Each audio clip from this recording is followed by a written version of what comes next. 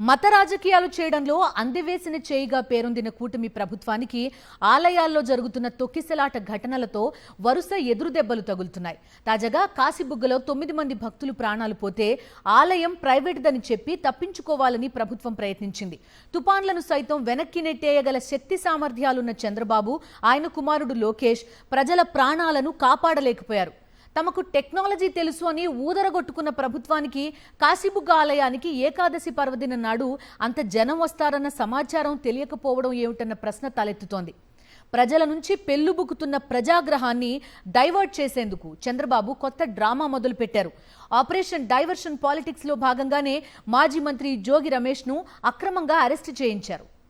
Diversion రాజకీయాలు చేయడంలో AP ముఖ్యమంత్రి టీడీపీ అధినేత చంద్రబాబు నాయుడు పెట్టింది పేరు. కానీ ఆయన ప్రభుత్వం మరీ ఇంత క్రూరంగా వ్యవహరిస్తుందని ఎవరూ అనుకుని ఉండరు. శ్రీకాకుళం జిల్లా కాశీబుగ్గ శ్రీ వెంకటేశ్వర ఆలయంలో జరిగిన తొక్కిసలాట్లో 9 మంది మరణించిన ఘటన రాష్ట్రంలో తీవ్ర కలకలం రేపితే దాని గురించి ప్రజలంతా చర్చించుకుంటున్న తరుణంలో ఆకస్మికంగా నకిలీ మద్యం కేసును తెరపైకి తెచ్చి సంబంధం లేని వైసీపీ సీనియర్ నేత మాజీ మంత్రి జోగి రమేష్ను పోలీసులు అరెస్ట్ చేశారు. ఇది గదా కుట్ర రాజకీయం చేయడం అంటే అన్న చందంగా చంద్రబాబు ప్రభుత్వం పావులు కదిపిందన్నమాట. ఈ 2 ఘటనలు ఒకదానికొకటి సంబంధం లేనివి. అయినా ఎంత దారుణంగా ప్రభుత్వం పోలీసులను ప్రయోగించింది పరిశీలిస్తే ప్రజాస్వామ్య ప్రియులంతా నిర్ఘాంతపోవాల్సిందే. కాశీబుగ్గ తొక్కిసలాట్లో అంతమంది మరణించడం, పలువురు గాయపడడంతో ప్రజల్లో టీడీపీ, జనసేన, బీజేపీ కూటమి ప్రభుత్వంపై ఆగ్రహం పెల్లుబికింది.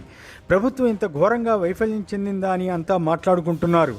ఆ ఘటనతో తమకు సంబంధం లేదని ప్రభుత్వం వాదించడానికి ప్రయత్నించింది. అయినా ప్రజల్లో ఏర్పడిన నిరసన భావాన్ని ప్రభుత్వ పెద్దలు గ్రహించారు. అందులోనూ చంద్రబాబు ప్రభుత్వ హయాంలో జరిగిన పలు తొక్కిసలాట ఘటనలు ప్రస్తావనకు వస్తున్నాయి. చంద్రబాబు గత టర్ములో గోదావరి పుష్కరాల సమయంలో తొక్కిసలాట జరిగి 29 మంది మరణించిన ఘట్టం అందరికీ గుర్తుండే ఉంటుంది. ఆ తర్వాత ఈ టర్మ్లో తిరుమలలో 6, సింహాచలంలో 8 మంది, ఇప్పుడు కాశీబుగ్గలో 9 మంది భక్తులు మృతి చెందడం యాంటీ సెంటిమెంట్గా మారింది. ఏదో అపచారం జరిగిందన్న అభిప్రాయం భక్తుల్లో ప్రబలుతోంది. భక్తుల మనోభావాలు తీవ్రంగా గాయపడుతున్నాయి. ఏదో అరిష్టం జరుగుతోందని భక్తులు భావించే పరిస్థితి ఏర్పడింది. విపక్షంలో ఉన్నప్పుడు కూడా చంద్రబాబు పాల్గొన్న కందుకూరు, గుంటూరు సభల్లో తొక్కిసలాటల వల్ల మరో 11 మంది మరణించారు. మీడియాలో ఇవన్నీ చర్చనీయాంశం అవుతున్నాయి.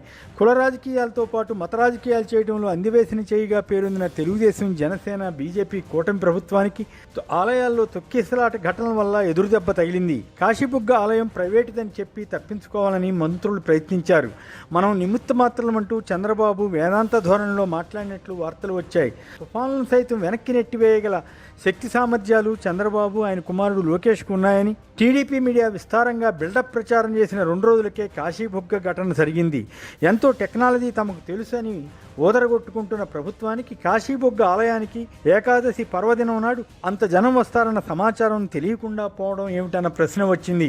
ఈ నేపథ్యంలోనే వైఎస్ఆర్ కాంగ్రెస్ అధినేత మాజీ ముఖ్యమంత్రి జగన్ కాశీబుగ్గ ఆలయంలో జరిగిన తొక్కిసలాట ప్రభుత్వ వైఫల్యమే అని స్పష్టం చేశారు. ప్రత్యర్థి రాజకీయ పార్టీల నేతలను అక్రమ కేసుల్లో అరెస్ట్ చేసి వేధించడానికి ప్రభుత్వం శ్రద్ధ పెడుతోంది తప్ప ప్రజలను కాపాడడానికి పెట్టడం లేదని ఆయన అన్నారు. ఎల్లో మీడియా కాశీబుగ్గ ఘటనలో చంద్రబాబు సర్కారును రక్షించడానికి ఎంత యత్నించినా మరణించిన భక్తుల కుటుంబాల శోకాల ముందు అవేవీ నిలవలేదు.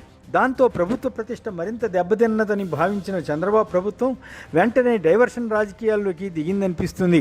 ఆకస్మికంగా నకిలీ మద్యం కేసును తెరపైకి తెచ్చి మాజీ మంత్రి జోగి రమేష్ను ఆదివారం ఉదయాన్నే అరెస్ట్ చేసింది. ఇలాంటి కుట్రపూరిత వ్యూహాల్లో చంద్రబాబుని మించిన వారు దేశంలో ఉండరేమో. కాశీబుగ్గ తొక్కిసలాట వార్త బదులు ఈ అరెస్టు వార్తే మీడియాలో కనిపించాలని, తద్వారా తొక్కిసలాట ఘటన ప్రాముఖ్యత తగ్గించాలని భావించి ఉండవచ్చు. అంతే, వెంటనే ఆపరేషన్ డైవర్షన్ పాలిటిక్స్లో భాగంగా జోగి రమేష్ను అరెస్ట్ చేసేశారు. వారు అనుకున్నట్లే కాశీబుగ్గ బదులు జోగి అంశం మీడియాలో ప్రముఖంగా కనిపించింది.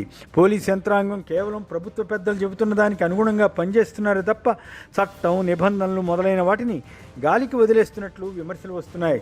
జోగి రమేష్ను ముందుగా విచారణకు పిలిచి ఆయనపై వచ్చిన అభియోగాలపై ప్రశ్నించి ఉండాల్సింది, ఆధారాలు చూపించి ఉండాల్సింది. ఆ పని చేసినట్లు లేదు. కేవలం నకిలీ మద్యం తయారీ ప్లాంట్ నిర్వాహకుడైన జనార్దన్ రావు ఇచ్చిన ఒక ప్రకటన ఆధారంగానే జోగిని నిర్బంధించారు. జోగి తాను లై డిటెక్టర్ టెస్ట్కైనా, దైవ సన్నిధిలో ప్రమాణం చేయడానికైనా సిద్ధమేనని సవాల్ చేయడమే కాకుండా ఆ ప్రకారం కనకదుర్గమ్మ గుడి వద్ద చేతిలో కర్పూర హారతి వెలిగించి ప్రమాణం చేశారు. ఇదే పని చంద్రబాబు లేదా లోకేష్ చేయగలరా అని ప్రశ్నించారు. ఇక్కడ చిత్రం ఏమిటంటే నకిలీ మద్యం ప్లాంట్ నెలకొల్పడంలో కీలక పాత్ర పోషించారన్న అభియోగం వచ్చిన టీడీపీ నేత జయచంద్రారెడ్డిని, ఆయన బావమరిది గిరిధర్ రెడ్డిని పోలీసులు ఇంతవరకు అరెస్ట్ చేయలేదు. ఎల్లో మీడియాలోనే వచ్చిన రిపోర్టు ప్రకారం వేలాది బెల్ట్ షాపులకి నకిలీ మద్యం సరఫరా అయింది. ఒక్క తంబళ్లపల్లి నియోజకవర్గంలోనే 1000 బెల్ట్ షాపులు ఉన్నాయని టీడీపీ మీడియానే పేర్కొంది. నకిలీ మద్యం ప్లాంటును పట్టుకున్న సందర్భంలోనే ఒక డైరీ దొరికిందని, అందులో ఈ మద్యం సరఫరా అయిన 78 మంది పేర్లు ఉన్నాయని వార్తలు వచ్చాయి. ఆ బెల్ట్ షాపుల జోలికి వెళ్ళకపోవడం ఏపీ పోలీసుల ఎక్సైజ్ సిబ్బంది ప్రత్యేకత అనుకోవాలి. వైసీపీ నేతను ఎలాగలా ఇరికించి ఈ కేసును డైవర్ట్ చేయడానికి జరుగుతున్న ప్రయత్నమని జనం అందరికీ తెలిసిపోయింది. జోగిని అరెస్ట్ చేయడం ద్వారా డైవర్షన్ రాజకీయాలు చేసి ఉండవచ్చన్న విశ్లేషణలు వస్తున్నాయి. ఈ విషయంలో చంద్రబాబుకు ఉన్నంత నేర్పరితనం మరెవరికి ఉండకపోవచ్చు. ఉదాహరణకు ఓటుకు నోటు కేసులో చిక్కుకున్నప్పుడు దాన్ని డైవర్ట్ చేయడానికి తన ఫోన్ ట్యాపింగ్ ఎలా చేస్తారంటూ ఎదురు కేసులు పెట్టే వ్యూహంలోకి వెళ్లారు. అప్పటి తెలంగాణ ముఖ్యమంత్రి కేసీఆర్పై ఏపీలో కేసులు నమోదు చేయించడం ద్వారా అసలు అంశాన్ని డైవర్ట్ చేయడంలో కొంతమేర కృతకృత్యులయ్యారు. మరోవైపు ఢిల్లీలో ఉన్న తన సన్నిహితులతో రాజీ మంతనాలు జరిపించి తనపై కేసు లేకుండా చేసుకున్నారు. గోదావరి పుష్కరాల సమయంలో తొక్కిసలాట ఘటనలో 29 మంది చనిపోయినా ఒక్క అధికారిపై కూడా చర్య తీసుకోలేదు. పైగా సీసీటీవీ ఫుటేజ్ కూడా మాయమైందన్న వార్తలు వచ్చాయి. అప్పుడు కూడా ఒక కమిషన్ వేసి ఆయన తప్పేమీ లేదన్నట్లు, భక్తులదే తప్పన్నట్లు చిత్రీకరించగలిగారని చెబుతారు. చంద్రబాబు ప్రభుత్వం తీరు చూస్తే ప్రజాస్వామ్యంలో ఉన్నట్లు అనిపించడం లేదు. ప్రభుత్వం రాచరిక పోకడలతో అరాచకాలకు పాల్పడుతున్నట్లు అనిపిస్తుంది.